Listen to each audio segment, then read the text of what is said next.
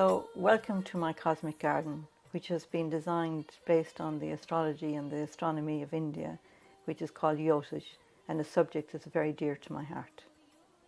So the cosmos moves in time to the divine musician, who is playing the music for what happens. Our cosmos is spinning in space at 20,000 miles per second. It's spinning out of perfection, spinning through perfection, going back to perfection. They say where science ends, spirituality begins. And the way this concept has been presented in the Indian tradition is that out of the concept Om, the sound, they would call it sacred sound, this universe has come. The Irish tradition would actually use the concept of Om also, but Om is spelt different, it's spelt O-G-H-A-M. But again, it's a similar sound coming from a different culture, but it's a universal theme. And no matter where we live, it's the same sun, moon and stars that we're part of. When we can attune to the sound, or if we can stay tuned into the sound, we can have peace of mind, we can be more at ease with ourselves, we can feel that we belong to the world.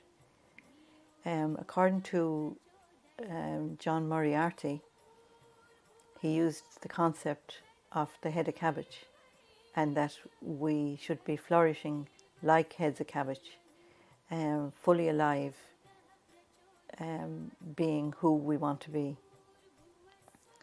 We are reaping what we have sown, and we do get what we deserve. And again, as I said, it's all part of the perfection. The humans evolve gradually.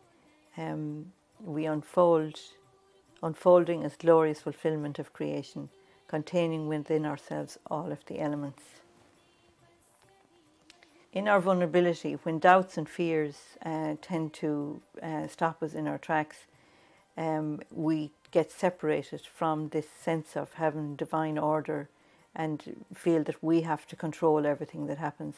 And this is where our big problems arise, where we look for shelter and we run to hide from the realities of what we're being asked to deal with, maybe clinging on to things like cars and all the various luxuries of life, or maybe taken to various substances in order to not be so scared of what this universe is asking of us.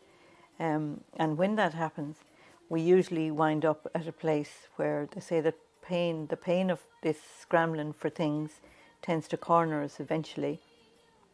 And so the outer shell that we are, that we become in these circumstances, tends to get shattered, and we can wind up on our knees asking the why me, the why now, why am I here, or who am I?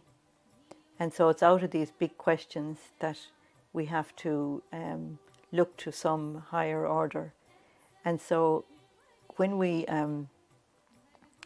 work with the concept of astronomy and astrology, we can see that the breakdown of these elements of who we are and what element is rising or falling is to do with the fire element, which is represented here as red stones, or the green element is to represent the earth and the practicality of earth, or the water element is symbolized by the blue, and it represents the energy that softens and tends to soothe the soul. The air element tends to circulate and gives us lots of ideas to be playing with. It's also the vital force that runs through everything. We don't live very long without it. And ultimately we're bound together by the ether and the fifth element. Now you can see a representation here of what's called an armillary. And the armillary shows you the concept of what is our mechanical view of the world being tied to the mysterious. It has been used through time to represent our connection to the heavens. Astronomy and astrology are sisters, harmoniously uniting the concepts of religion, science, philosophy and art. And we have to realize that we do have a purpose. We are all unique, but we are living out a destiny that has been created by what we would describe as karma, because whatever action we have done, there will always be a reaction. Whatever good, bad or indifferent the deed that we do, we have to pay the price for it. Every thought, word and deed we have to pay for. And so we're always sowing seeds and we're always reaping the rewards of our previous actions. Astronomy was developed in India for the purposes of astrology. What you are looking at is a South Indian style birth chart with symbols for the zodiac signs and planets, which I move in time with the heavens. Astrology is a divine science which helps to unravel the karma of what's happening and give meaning to our lives. The armillary symbolises its calculated components, pointing to what we need, like work, love, etc., called the 12 houses.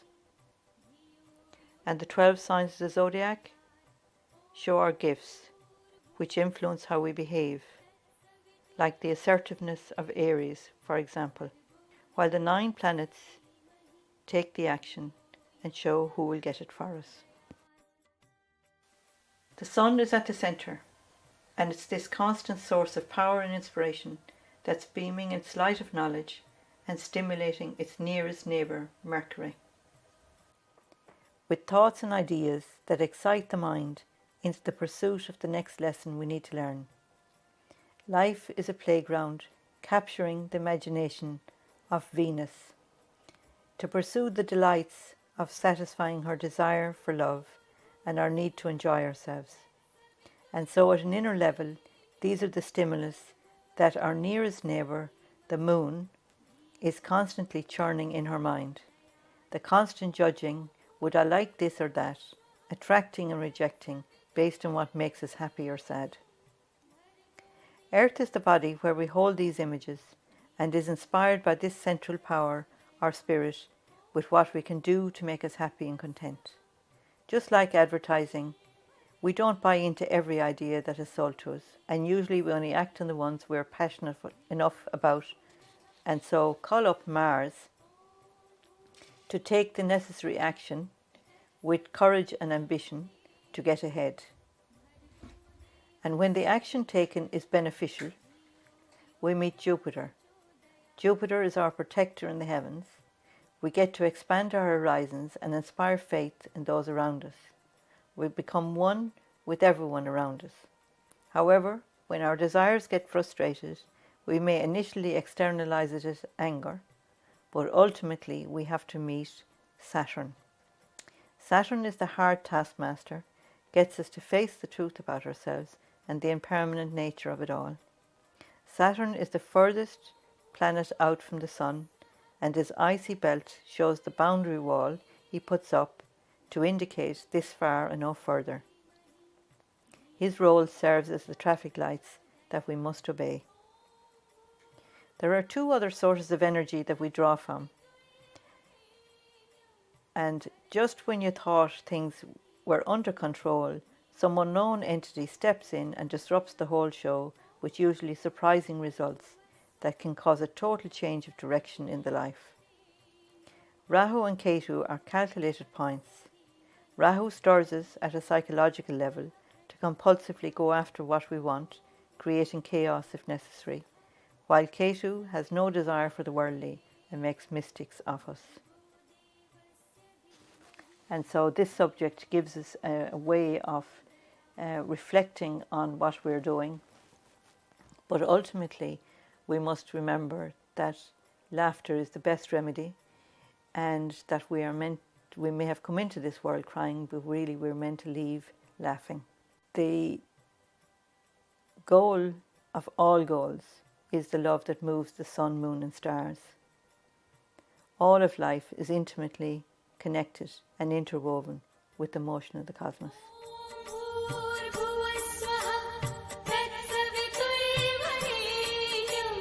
भर्गो